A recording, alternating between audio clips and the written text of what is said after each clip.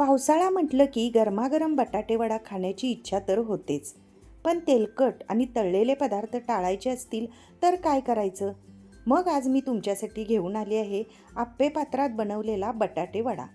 अगदी कमी तेलात न तळता तयार होणारा हा वडा इतका स्वादिष्ट लागतो की कुणालाही तो तळलेला नाही हे ओळखताच येणार नाही. तुम्ही डाएट करत असाल तरीही हा वडा नक्की ट्राय करू शकता. चला तर मग वेळ न घालवता रेसिपीला सुरुवात करूया. तर इथे एका भांड्यात 2 वाट्या बेसन पीठ चाळून घ्यायचे आहे. बेसन चाळल्यामुळे गाठी राहत नाहीत आणि वड्याला सुंदर जाळीदार खुसखुशीत पोत येतो. आता यातल्या ज्या गाठी शेवटी राहतात त्या आपल्याला टाकून द्यायच्या आहेत. आता हे चाळलेले सर्व व्यवस्थित चमच्याने मिक्स करून घेऊया. आता यामध्ये चवीनुसार मीठ घालायचे आहे. थोडीशी हळद घालून एकदा व्यवस्थित मिक्स करून घ्यायचं. यानंतर थोडं थोडं पाणी घालत भजीच्या पिठासारखं गुळगुळीत मिश्रण तयार करायचं. मिश्रण फार घट्ट किंवा फार पातळ नसावं. थोडं थोडं पाणी घालत हे मिश्रण तयार करून घ्यायचं आहे. तर बघा, या पद्धतीने गुळगुळीत असं छान मिश्रण तयार झालंय. तर चला आता पुढची प्रोसेस करूया. मिक्सरच्या भांड्यात थोड्याशा हिरव्या मिरच्या घ्यायच्या. थोडंसं आलं आणि लसूण घेऊन जाडसर वाटून घ्यायचं आहे. या पद्धतीने थोडं थोडं फिरवत जाडसर वाटून घेतलं. आता इथे मी बटाटे उकडून घेतले आहेत. त्याची साल काढून घ्यायची आणि ते व्यवस्थित कुस्करून घ्यायचे आहे. तुम्ही हाताने कुस्करला तरी चालतं. या पद्धतीने बटाटा बारीक करून घ्यायचा. आता कढईमध्ये थोडंसं तेल गरम करायचं. त्यामध्ये मोहरी, जिरे, थोडेसे कढीपत्ता घालायचा. चिमूटभर हिंग घालायचं आणि हळद घालायचं. आता यामध्ये तयार केलेलं हिरव्या मिरचीचं वाटण घालून हे मिश्रण व्यवस्थित चमच्याने मिक्स करून घ्यायचं आहे. चमच्याने हे मिश्रण व्यवस्थित परतून घेऊया. आता यामध्ये कुस्करलेले बटाटे घालायचे आहेत. हे सर्व बटाटे मी यामध्ये घालते आणि फोडणीमध्ये सर्व मिश्रण व्यवस्थित मिक्स करून घेते.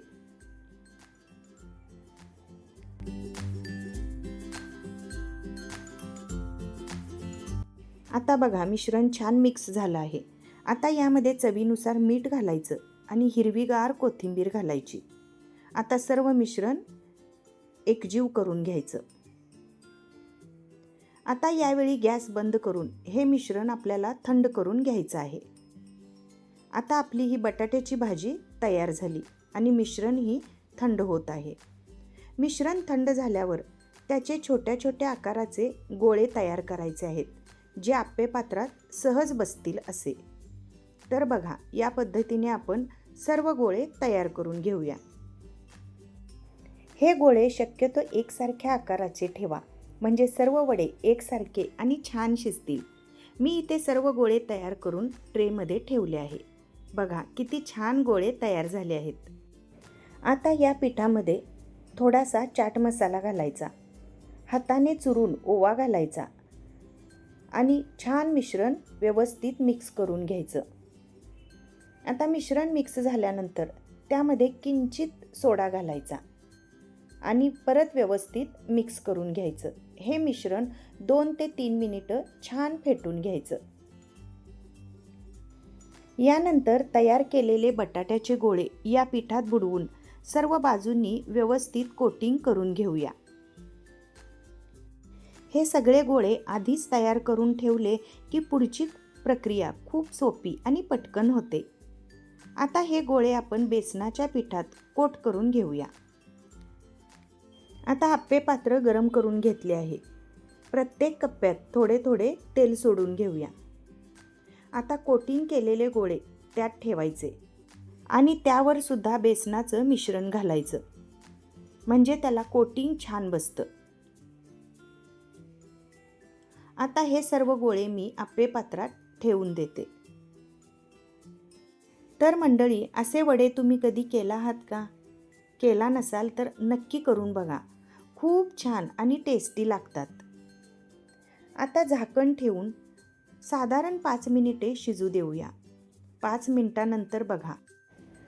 आता वडा अलगद पलटवा आणि दुसरी बाजूही छान सोनेरी रंग येईपर्यंत भाजून घ्या. तर चला, हे सर्व वडे मी दुसऱ्या बाजूनी अलगद पलटून घेते. तर बघा, या वड्याला अगदी सोनेरी रंग येतो. हा वडा दिसायलाही अगदी गाड्यावर मिळणाऱ्या वड्यासारखाच दिसतो आणि चव तितकीच मस्त लागते. आतून अगदी मऊ, बाहेरून हलका, खमंग आणि सर्वात महत्त्वाचं म्हणजे कमी तेलात तयार होतो. आता हे सर्व वडे मी प्लेटमध्ये काढून घेते. तर बघा, हे वडे तुम्ही पावासोबत, हिरव्या चटणीसोबत किंवा टोमॅटो सॉससोबत सुद्धा सर्व करू शकता. खूप छान आणि सुंदर तयार होतो. रंग तर बघा किती छान आलाय, अगदी तळलेल्या वड्यासारखा. वास तर अगदी गाड्यावरच्या वड्यासारखाच दिसतो. तर बघा, यातला एक वडा मी मोडून दाखवते. किती छान टेक्स्चर आलं आहे. अगदी छान बटाटे वडा तयार झाला आहे. पावसाळ्यात बाहेरचे तळलेले पदार्थ खाण्यापेक्षा घरी असा हेल्दी वडा बनवून मुलांनाही द्या. तेही अगदी आवडीने खातील. तर मंडळी, आप्पेपात्रात बनवलेला हा कमी तेलातील बटाटे वडा तुम्ही नक्की करून बघा आणि कसा वाटला ते मला कमेंटमध्ये जरूर सांगा. व्हिडिओ आवडला असेल तर लाईक करा, आपल्या मैत्रिणींसोबत शेअर करा आणि चॅनलवर अजून नवीन असाल तर सबस्क्राईब करायला अजिबात विसरू नका. परत भेटूया अशाच सोप्या, झटपट आणि चविष्ट रेसिपीसोबत. तोपर्यंत धन्यवाद.